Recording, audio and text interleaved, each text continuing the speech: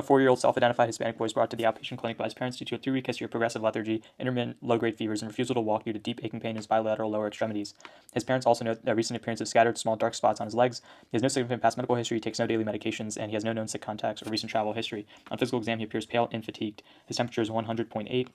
Heart rate's 112, respiratory rate's 22, and blood pressure is 94/58. Palpation of the neck, axilla, and inguinal regions reveals multiple discrete non-tender firm lymph nodes measuring up to 1.5 centimeters in diameter. Abdominal exam demonstrates a firm liver edge palpable 3 centimeters below the right costal margin and a palpable splenic pole extending 4 centimeters below the left costal margin. Inspection of the skin reveals non-blanching pinpoint erythematous macules over shins and ankles bilaterally. There's diffuse tenderness over the anterior tibiae upon palpation, but no joint warmth or effusions are present.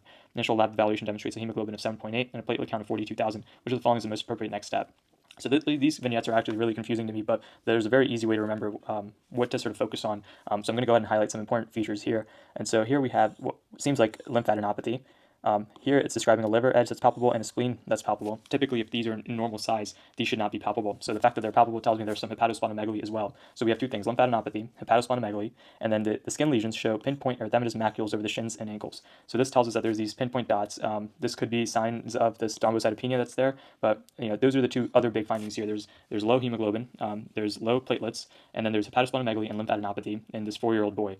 And so your head should directly go to some kind of a hematologic malignancy that's causing this presentation.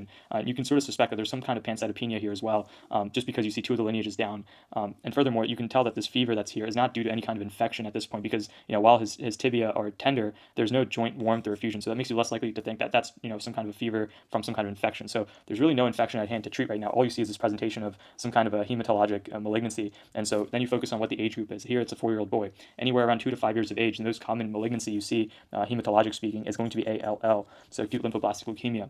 And so some of the big things here are sort of what's already described. This pancytopenia, there's one other important feature that I left out just because it would be way too obvious, and that is the increased presence of blast cells. So this is something you would see in peripheral smear as well, but is also seen when you do a bone marrow biopsy, which is the more definitive way to get this diagnosis. And then also these clinical findings that are going to be important to pay attention to, which is the lymphadenopathy and the hepatosplenomegaly. And so for these reasons, option B is the correct answer. You want to do an urgent bone marrow aspiration and biopsy because that will help you identify the number of lymphoblasts that are there, and that will be able to give you a suggestion of what kind of malignancy there is, and it's most likely going to be ALL in this case.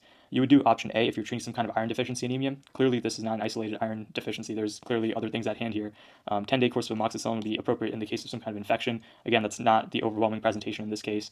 Quantitative measurement of serum rheumatoid factor. You would do this if you're suspecting some kind of a juvenile idiopathic arthritis or any of those systemic diseases known for joint pain and other findings. The additional findings of hepatosplenomegaly and the lymphadenopathy is not consistent with that, so for that reason D is incorrect. And then lastly, a corneal biopsy of a lymph node would be appropriate if you're working up a lymphoma or some kind of infectious etiology, but